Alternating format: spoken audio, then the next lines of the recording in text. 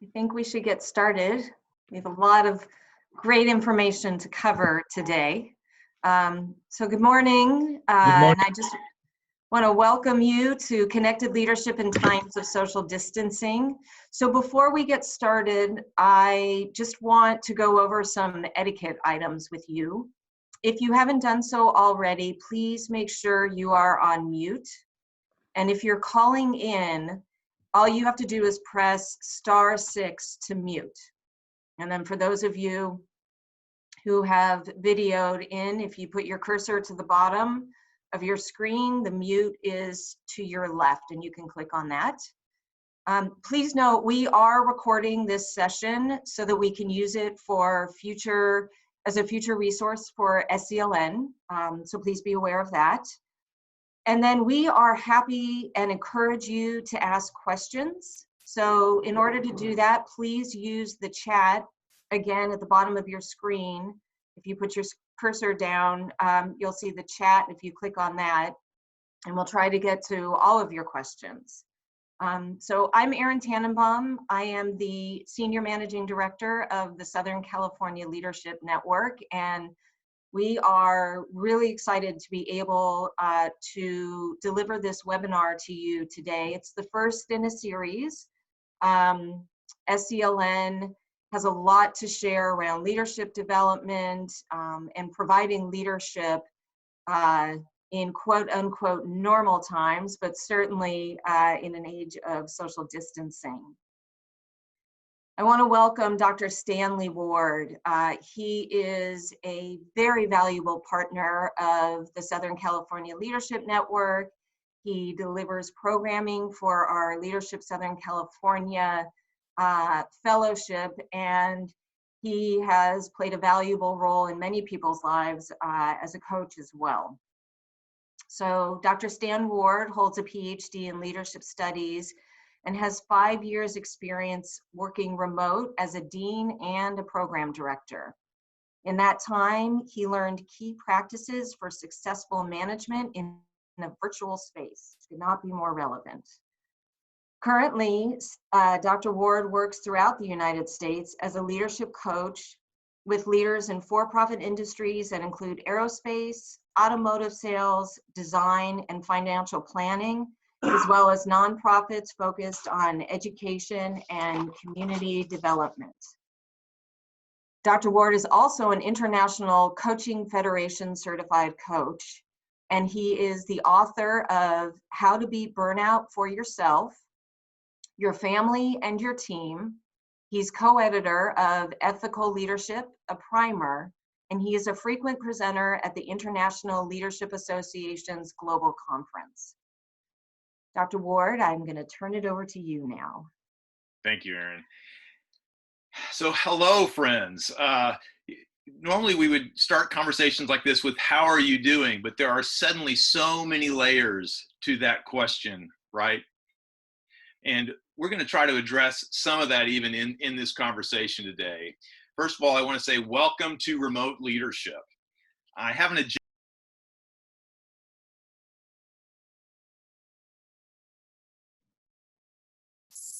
Dan, I think you got muted. You're sure right. Oh man, what a great example of one of the principles I was going to make earlier.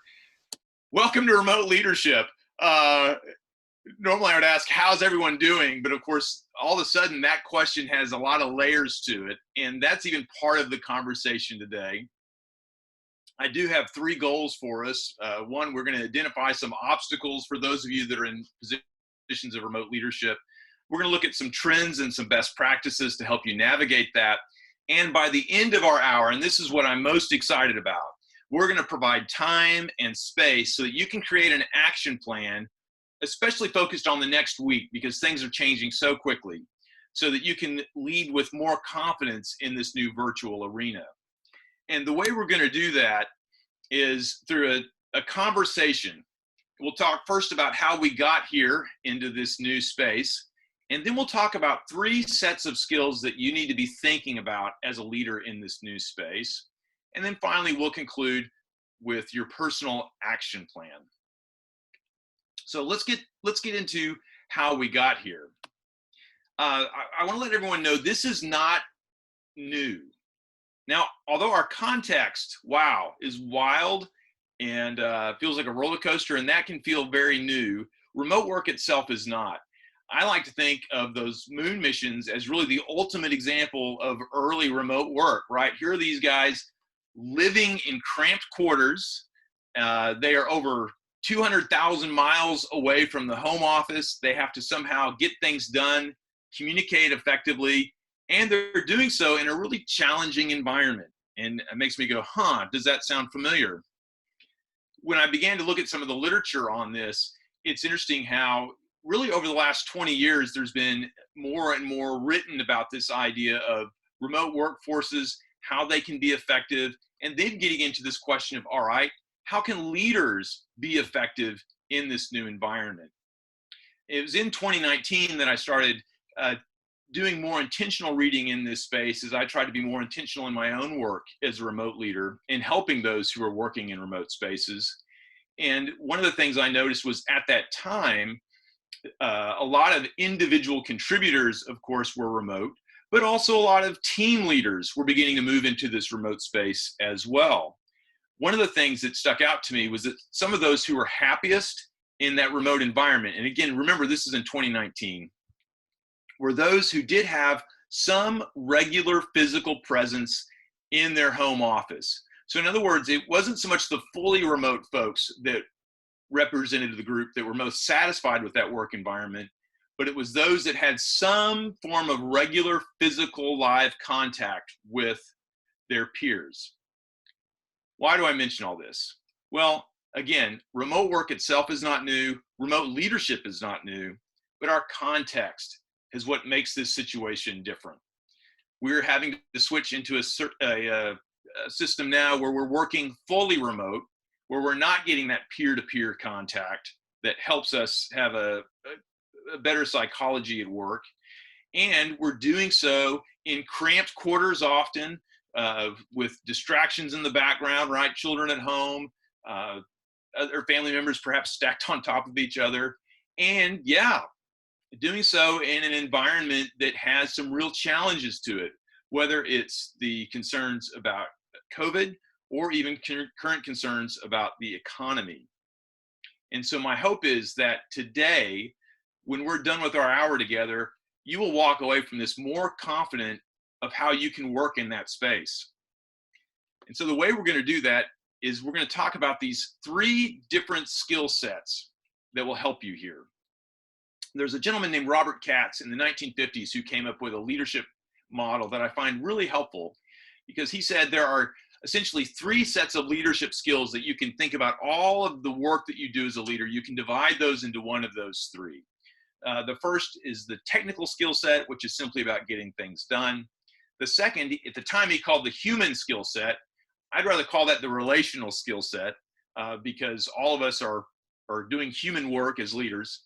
So the relational work, working with the other people. And the final is the conceptual skill set, the ideas, the paradigms, the strategic thinking, and things of that nature that we need to be successful. So we're going to walk through those 3 skill sets and use that to organize our conversation. The way we'll do that is I'll check in with Colleen first, who has done a survey of our participants to find out some of their technical challenges. After we get that information, I'll present a few bullet points of information, and then we'll be able to have a conversation through the chat feature to have some live interaction. So Colleen, what are some of the things that we heard from the survey before today's webinar? Hi, Stan.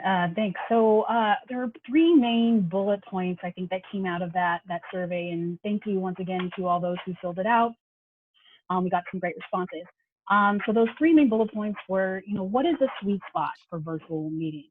How many do you have in a week, and how long should they be so that you're not having a lot of screen fatigue? The second one is, how do you use virtual tools to make meetings interactive, meaningful, and engaging? Especially the large ones where there might be public participants or you just have a large team.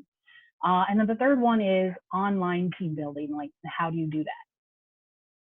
Yeah, what's fun about those three questions is, as I hear them, for me, a lot of that really fills into some of the information, or falls into some of the information I'll be talking about with the relational leadership skills we need, because keeping meetings engaging is not just a technical skill, it is about relationships. As far as technical skills go, I have three things that I want to highlight for us to help us be successful in this new space. One is the importance of just establishing routines. Remember that the technical skills are about just getting things done. One of the things we're finding is that this environment for many workers has become almost surreal. In other words, they feel disconnected from reality. Why? Because the routines that structured life and help them get things done have been disrupted. And so one of the things that, and we're seeing this in a lot of the just popular literature now that's advising remote folks, get up, exercise, take that shower, go ahead and get dressed. It's not effective to spend all day in your pajamas, things of that nature. And from a leadership side, to think about what are those expectations for what those workday routines need to look like, and how am I communicating that so that people can be successful. Another piece is I want to encourage you to supply what I call a crash document. In other words, technology is going to do some funky stuff to you. Even Dr. Ward over here just left himself on mute at the beginning of this thing, right? So you want to be sure that your workers, your team has a physical copy. I recommend a printout that has information such as, if you have an IT department, there's the contact information for that department. And by the way, you're now your own IT department, right? Whether or not you have a remote IT department you can access, to a certain extent, you're now running your own IT. That's one of the reasons this crash document is so important. On that document, be sure to encourage workers to write down the passwords they have for the company website or their emails, that sort of thing, so they don't lose that. Because again, you can waste a lot of time trying to reset all that. Any technical protocols that you want them to follow, such as, remember how we had some best practices that we mentioned at the beginning of this meeting, get that in a physical spot, physical document for them so they can have ready access to it. So in case they do have problems or questions, they do have somewhere they can go. And that will help with getting things done, because again, technical skills are about the leadership skills we need to simply get things done. You know, as far as meetings go and having an engaging meeting, it's a lot of the same things that help us have engaging meetings in real time. Have a real agenda. Have some objectives for the meeting that you can check in on to see if you're making progress or not. Encourage your folks, and this is going to be one of the hardest ones, encourage your folks not to multitask when they're in the meeting space. And that's going to speak to how long these things should be as well. I even have to work on, even though I know it's a best practice not to multitask, it's so tempting when my phone buzzes over here to go look, to click, to see what's the email that came in, right? So encourage your workers to be fully present, because again, we're talking about how to stay connected in disconnected times. Also with that, I'm a big believer in assigning some pre-work for each meeting, because that helps reduce the time needed to simply discuss in a meeting. And again, these are the technical aspects we're covering at this point. The relational aspects we're going to get to next. And I suspect there may be some questions about these meetings and our agendas that are going to speak to that relational space as well. Let me hit pause in what I'm sharing. Erin, what are you hearing from the chat? So here's a great question. Working from home sounds to me like always being in an office. No disconnection from home and office. What are some of the best practices of disconnection while working from home? Wow, so good. I'm so glad you asked about this. And this is we're actually gonna talk about self-care when we come to the end of this thing too, because that's gonna be so important. And that ability to disconnect is part of self-care. You might think about the situation we're in now as, imagine that you had an appliance with a broken off switch, right? So if you don't want that appliance running, how do you make that happen? Well, the switch doesn't work anymore, so you have to fully unplug it. Some practices that I found that help with unplugging are, for example, for myself, I'll set aside 30 minutes or so, 30 minutes, maybe even as much as an hour for lunch, and I'll put away all my digital devices. And I'll use that time to read, reflect, do something where I'm not connected to work intentionally. Also, there's a book called, I think it's Digital Minimalism, and the author's name is slipping me, but one of his practices is he has a phrase that he says at the end of his workday, and essentially it ends with "shutdown complete" because he's an engineer. And once he says that phrase and goes through that routine, again, remember we talk about using routines to provide some structure. Once he goes through that shutdown routine, he just walks away. Now, when we talk about some of the relational skills in a little bit, we're going to talk about negotiating some best work practices for your team. And so part of that's going to include, let's get clear on when I'm going to be answering emails and when I'm not, or when I'm going to be available to take calls and when I'm not. Because if you're always on, that's where the burnout piece can come in. In fact, that's where one of the reasons I wanted to do this with SCLN is I know so many of you as leaders are people who care deeply about both results and relationships, and that sets you up to be a person who's always on. And our bodies were made to go through cycles of exertion and rest. And so if we're always on and if we're not disconnecting, that's setting us up for burnout. Leaders, I understand the pressure that you're under to perform, the pressure that you're under to get results right now. I really get it. I also know that because we're in a new space, by definition, there's going to be a dip in performance, that people are under a lot of cognitive load. And I just want to encourage you, when we get into some of the things we talk about, the conceptual parts of leadership, to reframe how you think about a person's ability to disconnect. It really is important. All right, that almost felt like a sermon. Erin, what else do you have for us? Great question. Due to the situation being so fluid, what would be a suggestion for a timeline plan? And would there be a difference in a short time versus long-term plan? Yes, and I will say I'm a leadership PhD and not an MBA. And so that feels to me like I would almost want to have that conversation with you to tease out what the details are there, to tease out what are the real leadership issues that you're concerned about versus the technical business pieces that you're concerned about. And we will get into a little bit of that too when we had a question that came up about short-term versus long-term planning when we get into the conceptual space. Hopefully that will help. Is there anything else there, Erin? Not yet. They're all actually, it's interesting. There's alignment in these questions. So okay, good. Then we're moving in the right direction. So let's move on from the technical skills to the relational skills, because that's really where the connection takes place for you as a leader. Yeah, I got Fred Rogers here, right? I mean, who doesn't like a good cardigan? Speaking of your work from home dress outfit.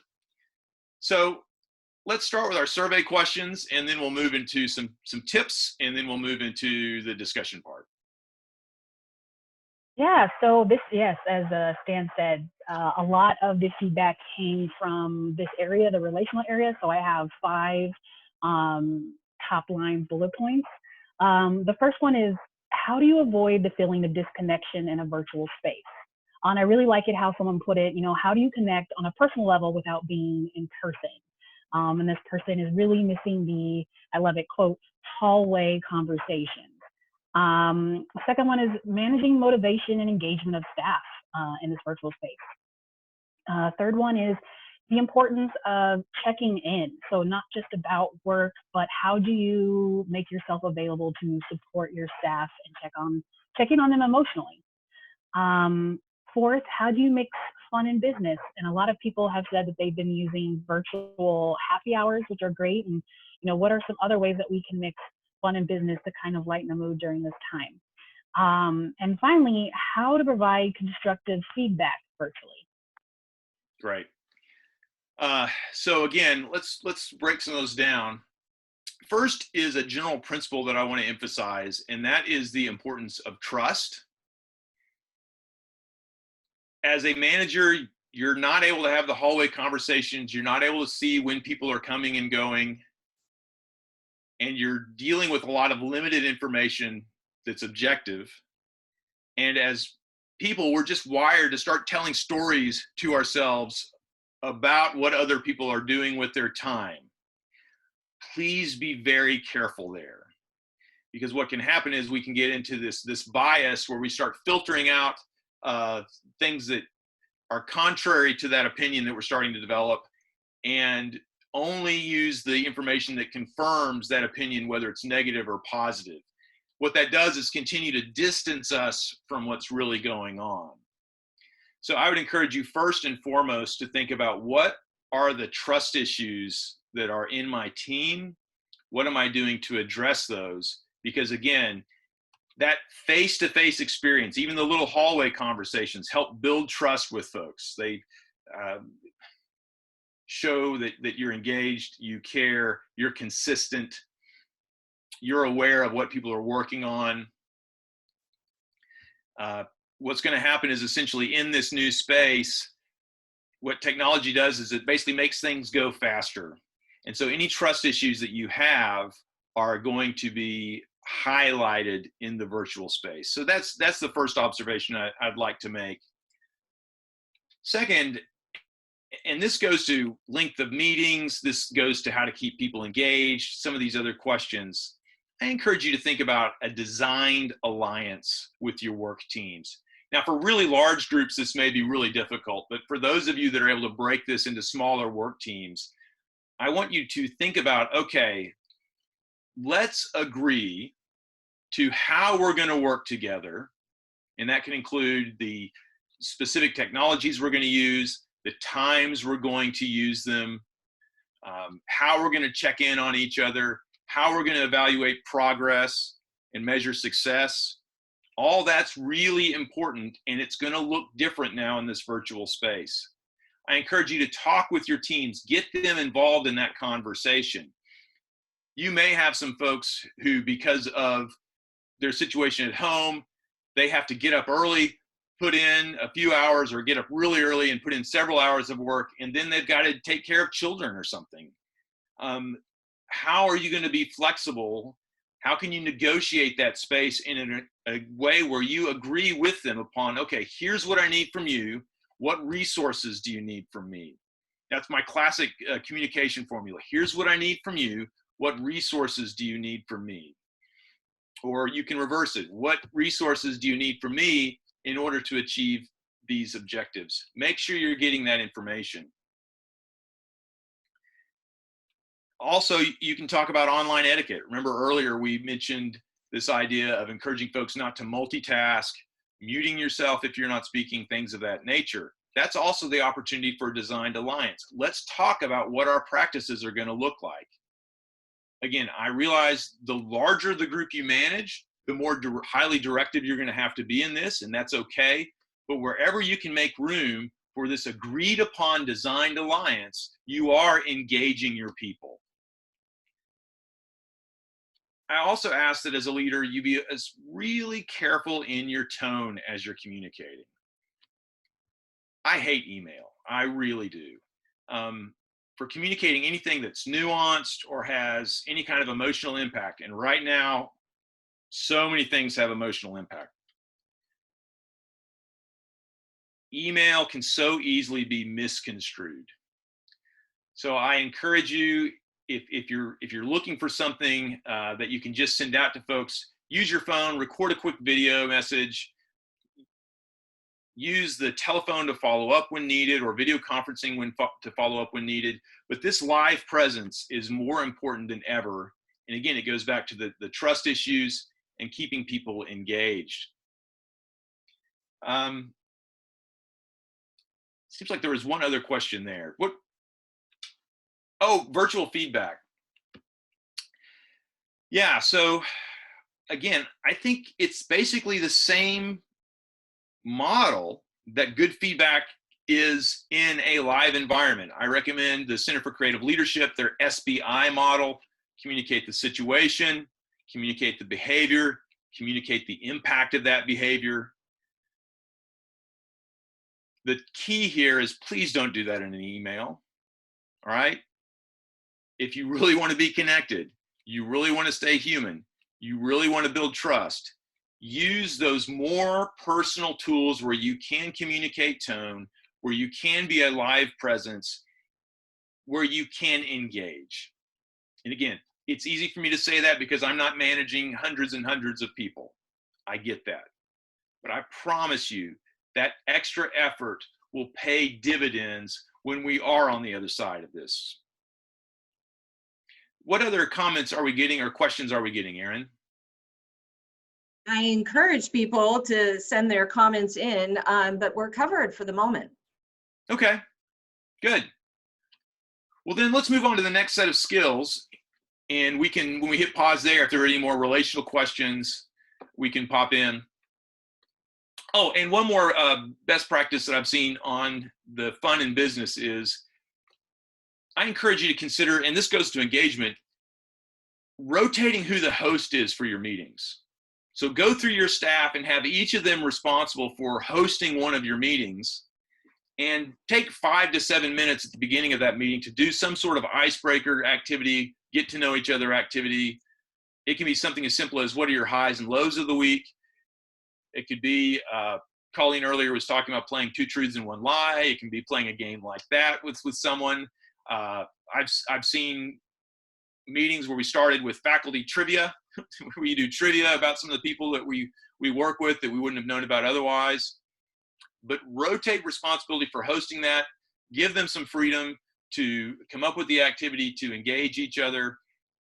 And also, there are people who sometimes would do an end of the week call where they would do something similar to a virtual happy hour. And in this particular group, I'm thinking of a friend of mine who's a consultant that was telling me about this. They decided they would rather have this meeting on Monday. Well, there's an example of a designed alliance where people are able to say, hey, we think we would work better if we do it this way. So there's another opportunity to check in with folks, ask them when and what would be helpful for you. Don't just presume that you know the best way to have that fun space. Share the resources, share the space, get people involved. Participatory leadership. Hey, Stan, we had another question come in that I think I really want to share with you, if that's okay. That'd be great. What kind of tips can you provide to encourage your staff during these times? For example, when you cannot telecommute due to being an essential employee and you're still showing up for work. I'm convinced that as human beings, we have a need to be seen and heard. And so I would encourage you to communicate that you see the extra work they're doing, you see the difficulty of it, and then provide some space to listen to them and to hear what's going on. I realize a lot of us aren't trained as professional counselors, and I'm not asking anyone to go into that space. But we're all human beings, and the ability to see and hear another human being is just fundamental. I hope that helps. That's great. Thank you. Yeah. Anything else? Yes. What is the best way to manage up to ensure our team is getting the resources they need? Manage up. Oh, buddy. So I am a huge believer in the idea of being a courageous follower.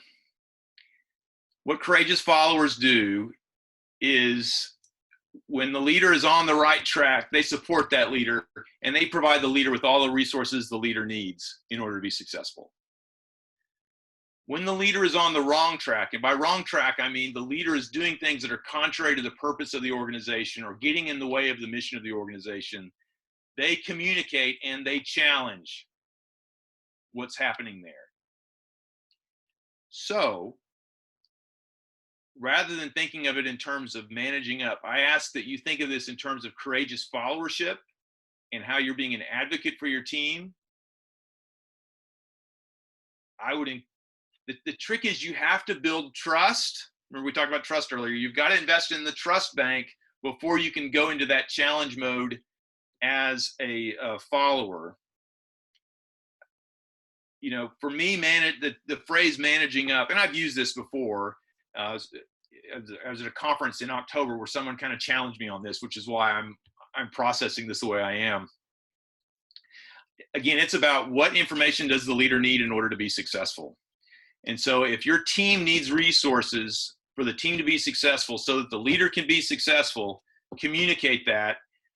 And to the extent that you can express how these resources are in the leader's self-interest, that's fine. Because again, being a supportive follower means showing the leader, hey, here's how I can support you to provide what you need so you can be successful so we can accomplish the mission. So as we're sort of summarizing this, I would say to whatever extent you can communicate to the leader that these resources will benefit the leader and will benefit the organization, start there. Great. All right. Anything else? Nope, not right now. That's good, because it's the bottom of the hour. We got to keep moving. So let's now move into this idea of conceptual skills. You know, the conceptual skills are those paradigms, the thinking patterns we need as leaders in order to be successful. So, Colleen, what have you heard there? So we had two, I think, big ones that we should cover. So the first one, and you mentioned one of these before, was balancing the short-term and the long-term priorities of an organization. And the second one being balancing the personal and professional lives of staff. Because we have a lot going on right now, but we also have to still business as usual. So how do you balance those two? Yes. Yeah, business as usual. So I'm thinking about one of my coaching clients.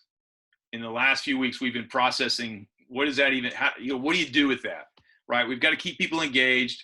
We've got to be faithful to our mission. We've got to get stuff done. Yet, wow, we're in challenging times. Leadership, I think, it's a process where you have a leader, generally either a single follower or a group of followers. They're working together to achieve a goal, and that goal occurs within a larger context, okay?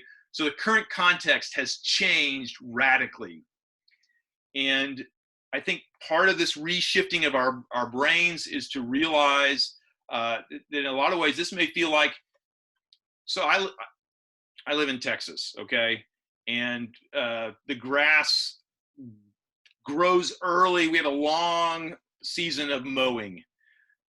And if I'm not on top of that, grass gets really tall.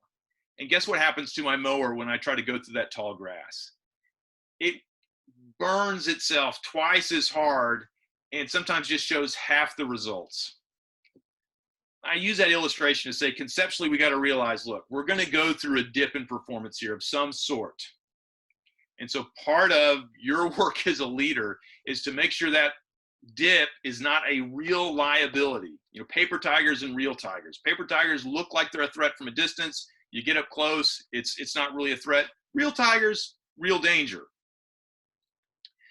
So I would encourage you to step back and think about business as usual. What are the paper tigers? What are the real tigers?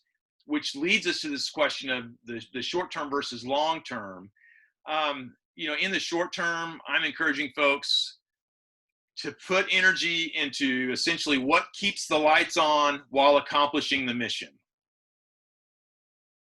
The reason I put it that way is you can't accomplish the mission if you can't keep the lights on. And what's the purpose of keeping the lights on if you're not accomplishing the mission? From a long-term perspective, this goes back to our discussion on context. I encourage leaders to think about, what does our organization need to look like, or where do we need to be heading when the context shifts? Because it will shift. These challenges will pass. I don't know when. I wish I had a crystal ball, but it will happen. At this point, I'm reminded of the words of Admiral James Stockdale, who talks about, he was in Vietnam for several years as a prisoner of war. And he reflects on, he was tortured over 20 times, and he reflects on those years in a POW camp. And he says that the people who didn't make it out were the optimists. They said, oh, we're going to be out by Thanksgiving. Thanksgiving came and went, they weren't out. We'll be out by Christmas. Christmas came and went, they weren't out. We'll be out by Easter. Easter came and went, they weren't out. And some of them just simply died of a broken heart, he says. But for him, what kept him going through it was two things. One, he confronted the brutal facts of reality, that he was in a hard context.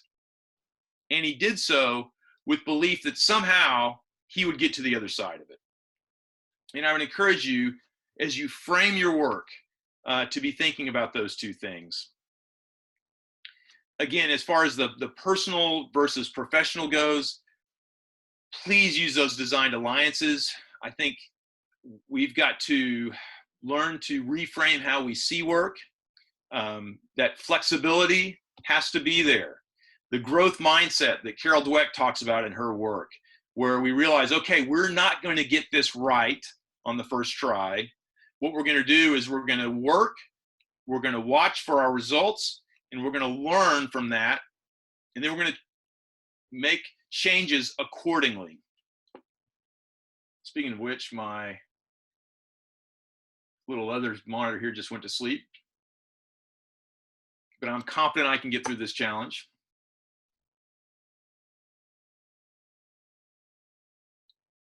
The last thing I want to point out in this conceptual space is the importance of finding meaning.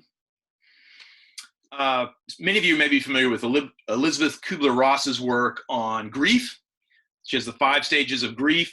The last of those stages is this idea of acceptance. And I would encourage you, as you're working with yourself, as you're working with leading employees, some of those may be having to go in and frankly be very lonely in this suddenly empty office, or they may be frightened in this lonely, empty office. As you're interacting with remote employees who have various challenges, rather than simply saying, we just have to accept this, this is just the way it is, look for the spaces where we can gain wisdom. Look for the opportunities to challenge yourself for growth, so that when the context changes, because it will, on the other side of this, you're going to be able to see meaning and purpose in this season, and that you weren't just hunkered down trying to survive it. That's going to be really important for your personal psychology and for the psychology of those you lead. At this point, I'm thinking of the 5 components of leadership model, leadership practices inventory. One of those is to model the way. And so to the extent that your followers see you purposefully, not just accepting the situation, but pursuing meaning, that will be a great benefit. Do we have any additional questions or comments from our audience at this point? Nope, not yet. But again, I encourage you to use your chat and ask questions. Stan is a wealth of knowledge and inspiration. Yeah, so let's keep moving forward. So we've talked about the technical skills, the relational skills, the conceptual skills, and I want to add a paradigm to the conceptual skills piece, and that is a phrase: self-care is not selfish. I spent the last 2 years doing research and creating a coaching model to help get on the front end of burnout for folks. And one of the things I found in that space, both because I'm prone to it, because the folks I coach, again, they care deeply, they work especially hard for results, they care about their people. Often the self-care things are the first things to go when we're under stress. And so, especially during this season, And especially because we know that the stress can affect our immune systems, self-care is not selfish. If you're struggling with those self-care practices, I ask you on behalf of the teams you lead, I ask you on behalf of the families that you love, to follow up on that self-care. You're not being selfish. You're taking action for the sake of those you lead and the sake of those you love. What are some of those practices? It's really simple. 1, sleep. What I see is try to get 7 to 8 hours. I will say, as I've worked with other coaches and talked about their work right now, they're saying a lot of their clients are tired. They're expressing that they are sleeping more. They feel more tired. If you are in that space right now, know that you're not alone. It doesn't mean you're weak. It doesn't mean the people you're managing are weak. It's part of this season of shifting and challenging experiences we're having, the loss of routines, trying to make new meaning. All that takes a lot of energy. So that's one thought. Start at sleep. 2, nutrition. Caffeine is not your friend right now. That amygdala hijack that you get when you're under stress and you start to feel that tightness in your chest, and you may lash out on the people you lead and love, or you may find your brain in a fog. All that is an example of this thing firing up back here and these chemicals coursing through our bodies. Well, what happens is caffeine, and by the way, I love me a good cup of coffee, but I'm on half calf. Why? Because I realize that extra dose of caffeine helps fire up the adrenaline, which right now is not my friend, okay? It's the same way with just processed food, just junk food, that kind of deal. Whatever you can shift there, it will pay dividends. 3rd is exercise, and I will say some of my clients have said that they started with sleep, and once they got sleep in place, then they moved to exercise because they found that exercise without sleep really wasn't doing them favors. Again, when we talk about the amygdala hijack, stress, things that lead to burnout, things that lead us to lashing out, a lot of that can be mediated by physical activity. If you don't like exercise, then just think about movement. Look for ways to move on a frequent basis or a regular basis that will serve you well. Focus on reconnecting with your body. Okay, we're all in this digital space. We're doing digital work. It's really easy to live from here up. Understand that a lot of those soft leadership skills, you're going to feel it more here. You may even feel it in your gut. So to the extent that you're not just living in your head and letting this buzz, that serves you and it serves your clients, or excuse me, it serves those that you lead. Your family needs you. Your team needs you. That's why self-care is not selfish. And I want to pause here to see, do we have any more comments or questions, Erin? We do, a great one. Thank you so much for your points on self-care. What's the best way to address self-care in team members? When we aren't with our team members on a regular basis, what would you suggest leaders do to make sure everyone on the team is taking care of themselves? Okay, so the language "to make sure" makes me a little nervous, because leader, I don't want you to feel the burden that their choices are your responsibility. I would encourage you, it could be that maybe one of these icebreakers is where you share what are some of the best practices you found for self-care during this season. Give people a chance to talk about it, to make people aware. Change starts with awareness. I think it's fine to ask, how are you doing? What are you doing to make sure you're taking care of yourself? Maybe that's even part of the designed alliance that your team creates. You create some space in there where you say, all right, do we want to make a team agreement that we're all going to commit to some form of self-care? Different expressions of it for people, but that we're all going to agree to do at least some element of self-care for ourselves. By the way, with this image, if you've not tried mindfulness yet, hello, no better time to give this one a shot. I find the Headspace app to be remarkably helpful, and I can tell you that ability to, I call it the mosquitoes in my brain, they going on. the ability to settle those and serve your team. I think, Stan, also you hit something earlier about leading by example as well. Mm-hmm. And I think it's a great opportunity, you know, to lead by example for this. Yeah, and I think to the extent that you find resources that are helpful, whether they're videos, articles, anything of that nature, share it with your team. We talk about those hallway interactions.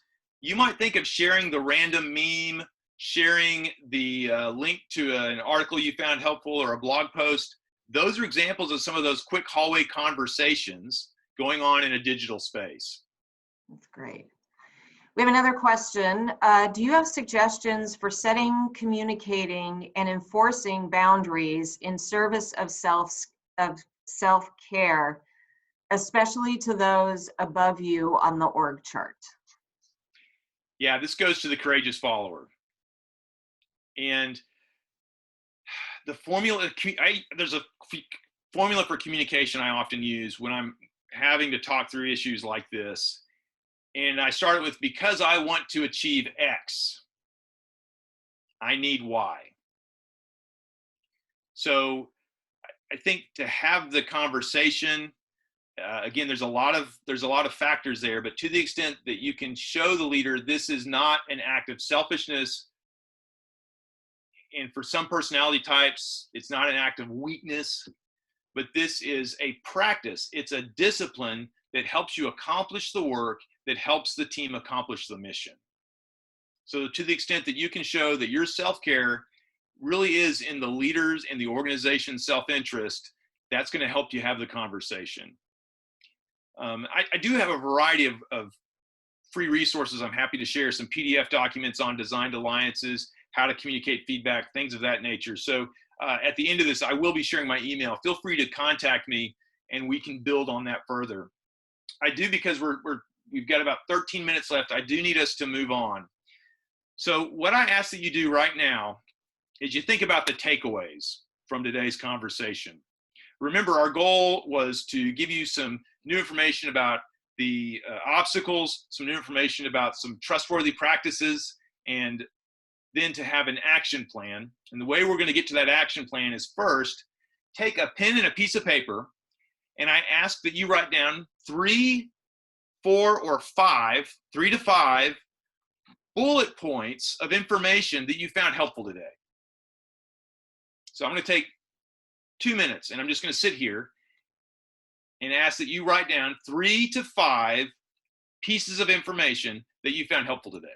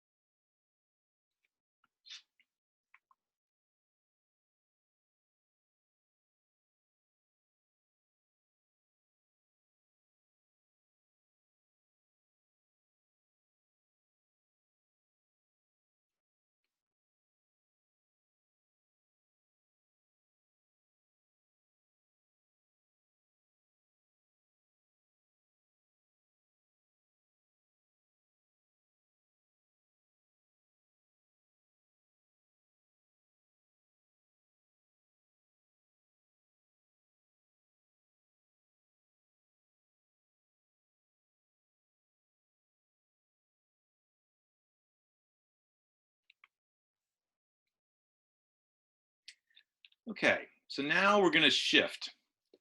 One of the things I love about the models that guide how coaching and facilitation work is that it's not just a lecture that we're presenting here, and it's not just a conversation that we're having, but our goal is to deepen the learning and to forward the action. And so by taking a moment to reflect on some of these key ideas that are bubbling up for you, the things that are really catching your attention, by having some of this engaged conversation, those are practices that help deepen the learning. And now we're going to forward the action. And here's how we're going to do that. Again, we are in such a volatile environment right now, so many moving pieces. I want you to think about the next week ahead of you, and actually through next Friday, let's say that. So I believe that's would be Friday, April the 10th, right? So think about between now and Friday, April the 10th, the week in front of you. And I want to give you a minute to just try to think through some of the things that you will be doing, that you need to be doing, the routines that you have. Just bring those to mind.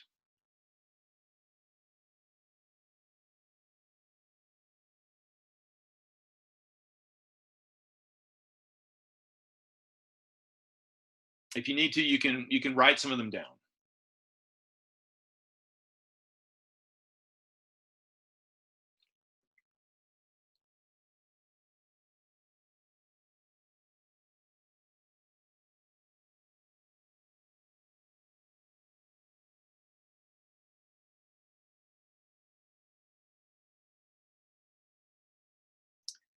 Okay, now take a moment to look back at your 3 to 5 takeaways, your 3 to 5 bullet points.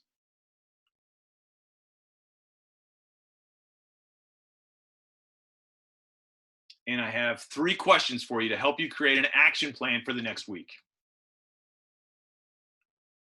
Question number 1. As you think about the week ahead, as you think about the bullet points in front of you, what is one thing that you can start doing differently? What is just one thing that you can start doing? One behavior or action that you can take based on your list.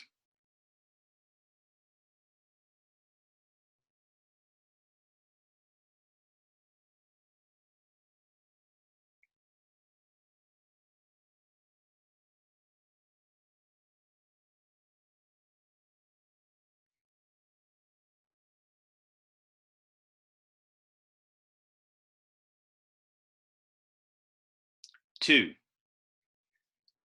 as you think about the week ahead, as you think about your list,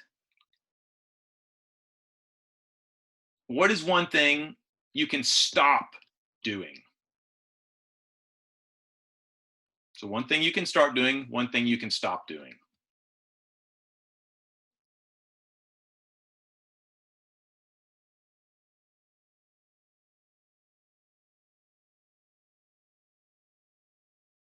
You know, for some of you, maybe I need to stop ignoring myself.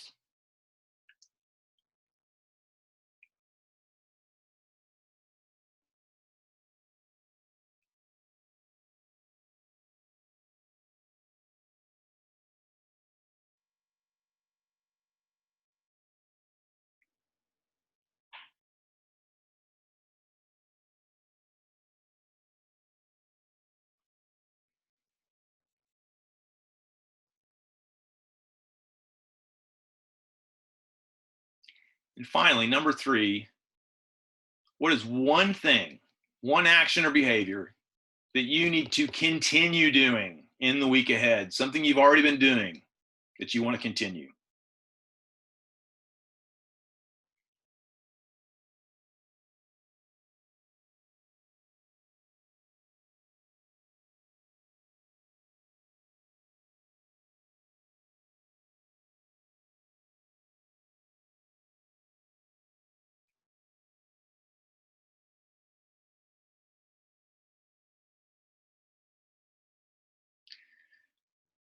So now you have an action plan for the week ahead.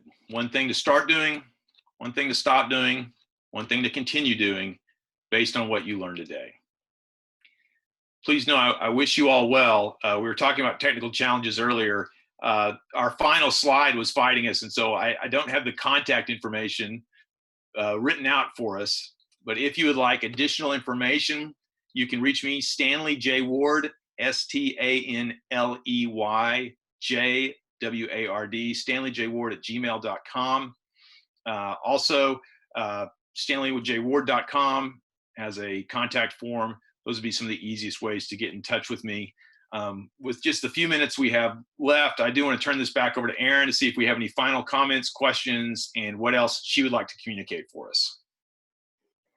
Thank you so much, Stan. It's great. Thank you to everyone who shared their list and their action plan on the group chat. It was great to see what everybody was focused on, and we hope that this will help you moving forward. I was feverishly writing, my action plan as well. Thank you to everyone, and thank you all for joining us today. Again, we have recorded this webinar, and we will be able to share it very soon on the SCLN website. I first want to thank the SCLN team, Colleen Menard, who is our Director of Programs and Evaluation, Lindsay Johnston, who is our Manager of Programs and Communications, and Jessica Coronel, who is our Manager of Recruitment and Administration. This is a true group effort, and I think we all appreciate how hard they work and their creativity and their excellence in delivering this program featuring Dr. Ward.